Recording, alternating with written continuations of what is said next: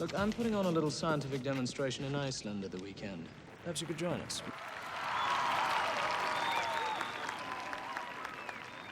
As you know, I'm always trying to give the planet something in return for what it has given me. Those little shards of heaven known as diamonds. The plot involves diamonds. It starts with diamonds, finishes with diamonds. And our villain has a diamond mine in Iceland, where all this cash is coming from to fund this space project, which is a little dangerous, shall we say. Ostensibly, it seems like he's mining diamonds in Iceland, and that it's an eco-friendly kind of exercise, you know, and, but actually it isn't. I give you Icarus!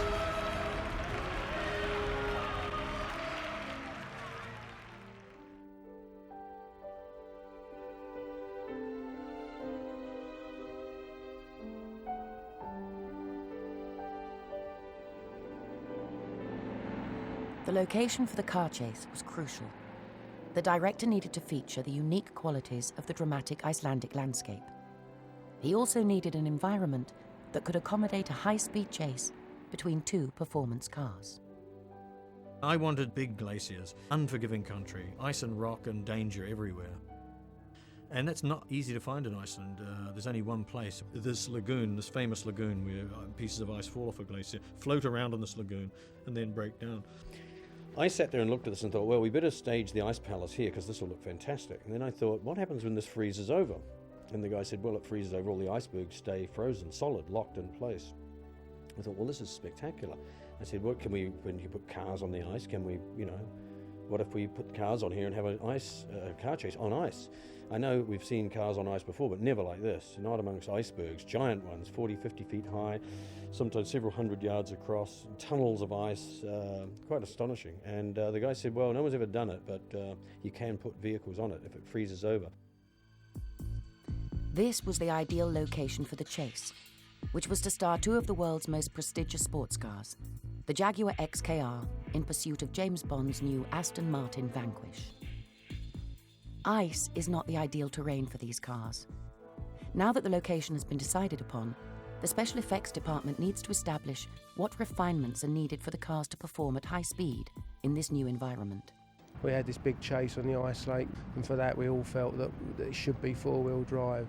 It's that confidence of knowing that when you're on ice you can do pinpoint manoeuvres.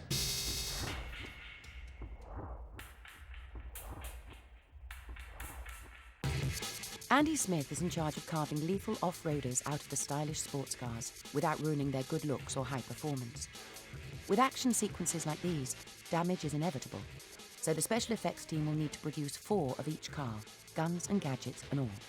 We took Jaguar's four-wheel drive system from one of their production four-wheel drives and laid it over the outline of XKR, and it just didn't fit. It would not work like that. And Jaguar were quite adamant that it couldn't be done, but maybe not in their environment. But I mean, we do different things. We work much quicker and much more brutal. So what we've got is Aston Martin Vanquish in its standard form. All of that will have to go. Have to lose that V12. Takes up too much space. Put in the V8 and push it way back so we can get our second axle up here, leaving all of this space free for the weaponry and everything else.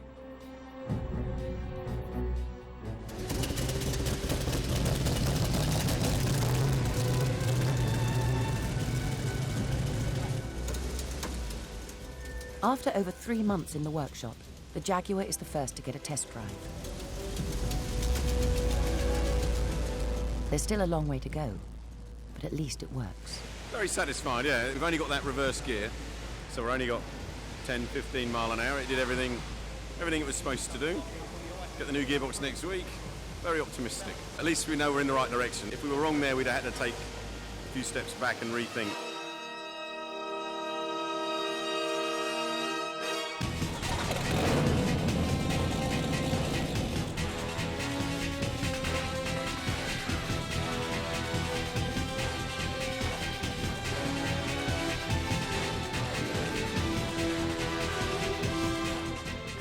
We're not 100% sure what the surface is going to be, so we don't exactly know what it needs to do. So we're trying to make it do everything.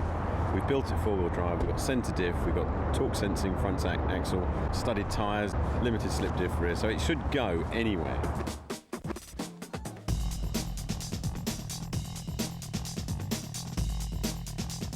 It's ultimately, as in all these things, Bond should win it by being the better driver, not by having the better car. Okay, he's got a flash car, but it hasn't got probably... Production designer Peter Lamont works with the director, the car manufacturer, and the special effects department to come up with the right look for the cars.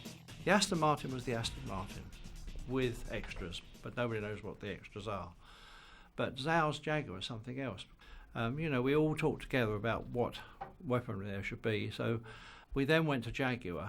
They then countered with what they would like, and we eventually ended up with this concept here, but we eventually evolved with this green one here.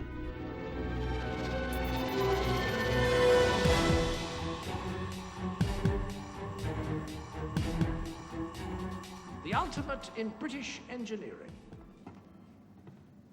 You must be joking. As I learned from my predecessor, Bond, I never joke about my work.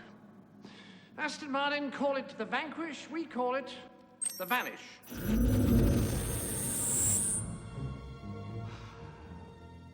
Oh, very good. Adaptive camouflage. Tiny cameras on all sides project the image they see onto a light-emitting polymer skin on the opposite side. You see, to the casual eye, it's as good as invisible. That's us touching on what we believe is available technology at the moment. I think a lot of people probably think it's rather far-fetched, but in fact, we're not too far off that in real life. The chaps at the DERA have got a cloaking weapon that they're developing, or cloaking device that they're developing for tanks at the moment. Wish I could make you vanish.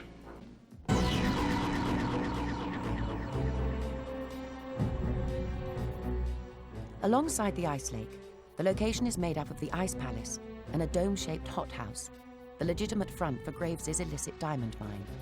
We've been very aware of this Eden project.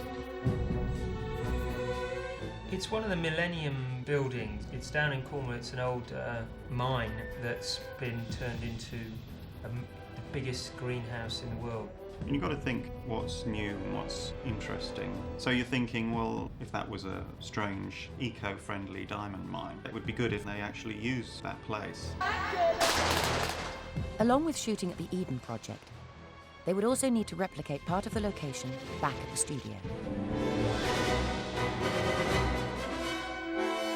This is pretty amazing stuff. I mean, you know, what kind of plants have we got here and where have they come from? Basically what we've got on this set is a jungle based on the Eden project. Plant count is 5,000 plants within the studio. We water twice a day. We've got artificial UV lights within the studio, about 20 of those. So they need 15 to 20 hours of daylight a day.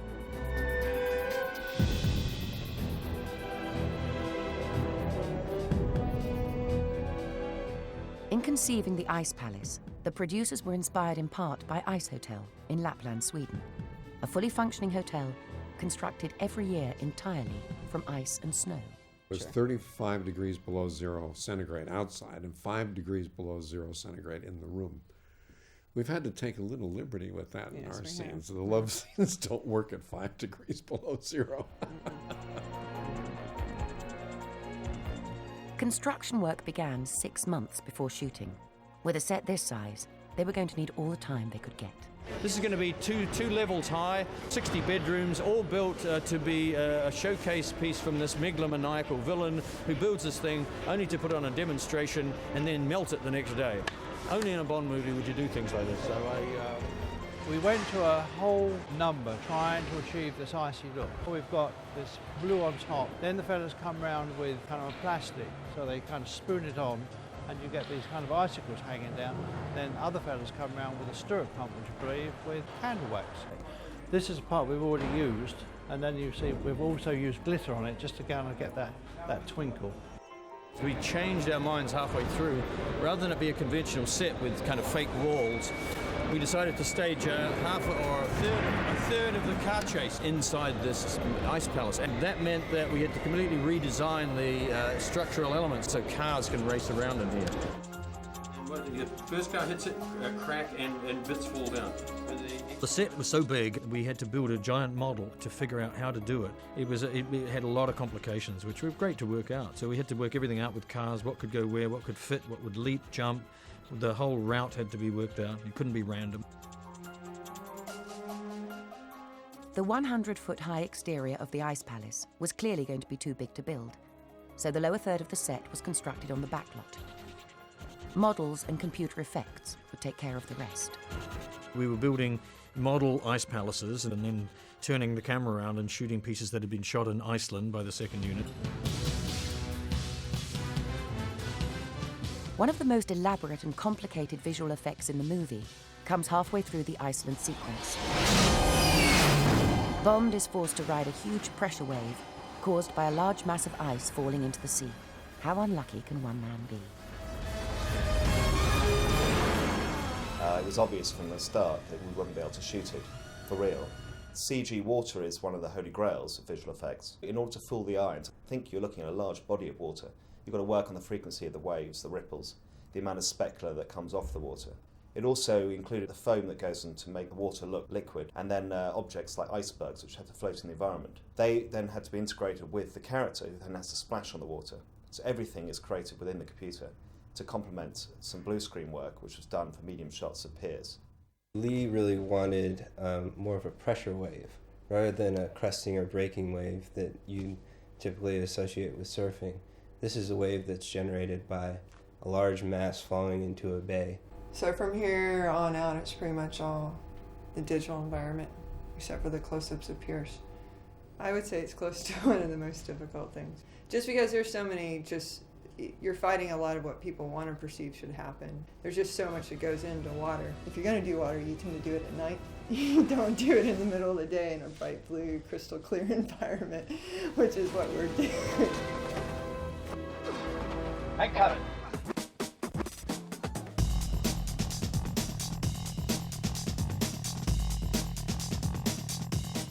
Glad you could make it, Mr. Bond.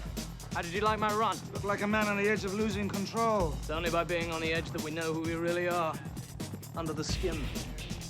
For the party scene, the Ice Palace will be filled with beautiful people in glamorous evening wear.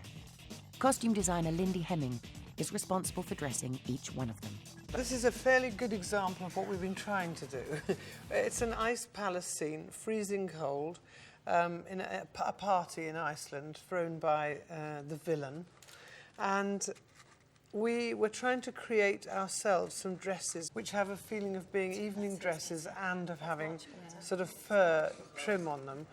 So you kind of play with the idea of being freezing cold and exposed at this, well, you know, warm and freezing cold at the same time.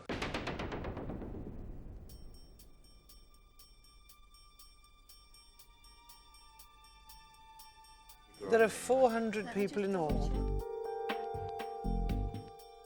who have to be both seen indoors and outdoors.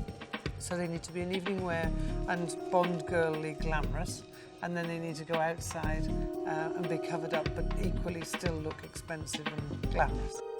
So here we are, on the Ice Palace set.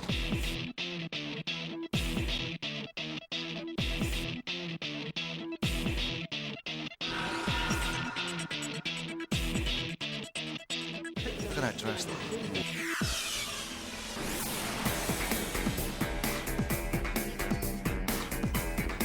James. Jinx is very feisty. She's tough. And the way I describe her is she is the Bond equal. You know, she is the female Bond. So I left you in an explosive situation. You're a big boy. Figured you could handle yourself. No wonder your relationships don't last. Once the party's over, the action unit move in. They will film part of the car chase in and around the two-story set. At this stage of the film, the palace has begun to melt, so during each take, thousands of gallons of water are poured onto the crew. Floods of water coming down, it's nearly impossible to see. They're rehearsing it in the dry and basically memorising the route and the bumps and the timing to try and get round.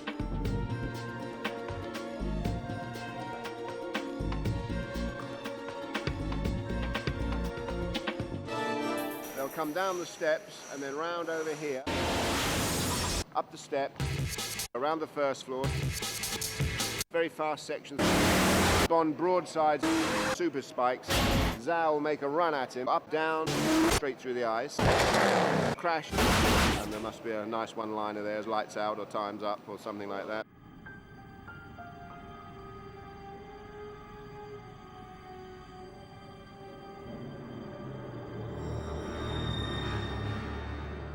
The action unit travelled to Iceland at the beginning of March to shoot the main elements of the car chase. They had underestimated the weather. One of the workshop tents has already blown down, and these conditions render the location unfilmable. It is wild up here when it gets going. And here, in our heated workshop, we're barely above freezing. The icicles are still frozen on the cars. Out there, we're getting wind chills of about minus 22 to 25. The battery's freezing. That's the first thing. The batteries just don't like it. We have to try and keep them warm. We've had the gearboxes first thing in the morning when they're really cold after a night at minus 15 or whatever it is up here. Very sluggish to get warm. Brakes freeze on. Tyres freeze to the floor. Yeah, it's a whole new experience. As soon as there was a break in the weather, the cars were finally put through their paces on the ice lake. Too much grip on the Aston, believe it or not. It drove just like it was on tarmac. So we've actually had to have normal tyres studded to give less grip to allow the guys to work the car. The main concerns here is the weather. The weather is so changeable. I mean, just getting the unit here from Reykjavik, which is normally a 4 to 5 hour drive, on the trip over, 18 tons worth of wardrobe bus got blown off the road. We lost a honey wagon and another trailer. We want to try and keep the number of people on the ice down to the minimum. And if you haven't got permission to go on the ice, please don't go down there. You will always have to have on the ice one of these immersion suits. The local doctor tells us that if you fall in this water without one of these suits on, you've probably got 2 or 3 minutes. These suits will enormously extend that time. If somebody was to break through the ice, you would immediately be there with throw lines, throw a line at you, simply put your wrist through the loop and hold on to it. That's all you have to do, and we will pull you in. Icebergs are relatively unsafe things to work around. We're starting to build up a picture of what this ice is like and where it might be thinner and where it's good enough to work. So whenever we have a location given to us, we try and get ahead of everybody else, drill some holes. So for example, this morning they wanted to put a camera position near to an iceberg. We send somebody in, they drill a test hole to find out that the ice is thick enough. And as long as it's within our parameters, we're happy for people to work there. And then we do a check around the area to make sure that that particular iceberg doesn't look like it's going to do anything strange. Once we've cleared that, then the film crews can move in and use that area. Yeah, 30. Yeah, 30. If the weather stayed as it is now, this sun and lack of wind, we'd be finished in 3 days, I think.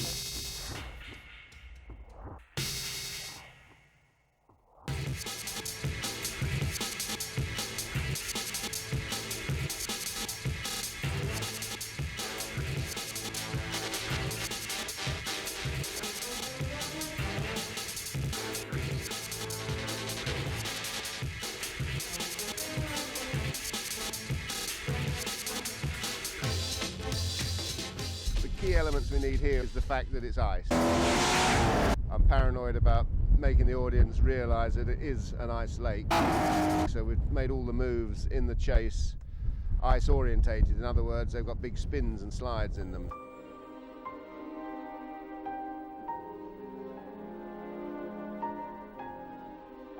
The two drivers, Ray DeHaan and George Cottle, are absolutely brilliant. We did a shot yesterday where Ray DeHaan had to rear end the Jag. So it was a very, very precision tap that Ray had to give George on the rear quarter.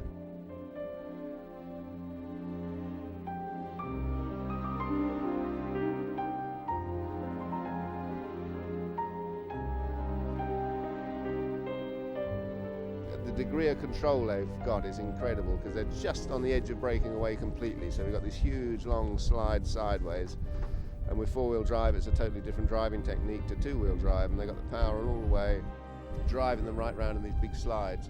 But it's so easy just to overcook it and just spin out. They really are very, very controlled.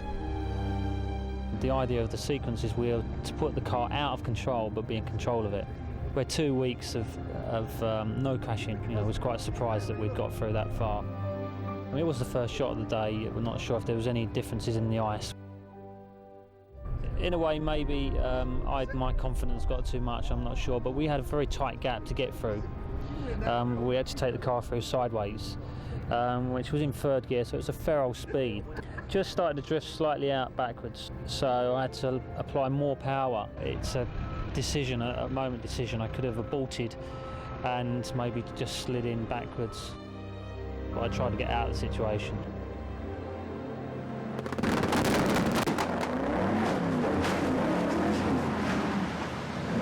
It just sent it into a spin and hit the other iceberg on the other side, which they're bloody hard.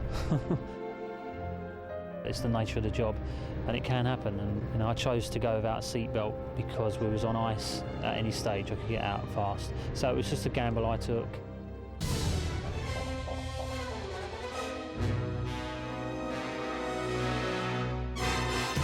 Some of the stunts were just too dangerous to do on the ice lake, so a large set was constructed on a disused airfield back in England. The Aston Martin is hit by a missile and flipped 180 degrees onto its roof. There's only one way to get this to look real, and that's to do it for real. This is all stuff, of course, that we couldn't do in Iceland. With this car, 2 tons, jumping up in the air and landing on its roof, you could quite easily have gone through the ice. We rehearsed with the BMW at Pinewood to get the speed dialed in, which was 27 miles an hour.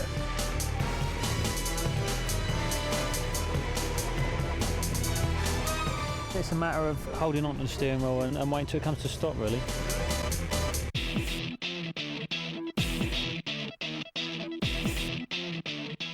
With the Iceland sequence well and truly in the can, the film unit can now concentrate on shooting the rest of the movie.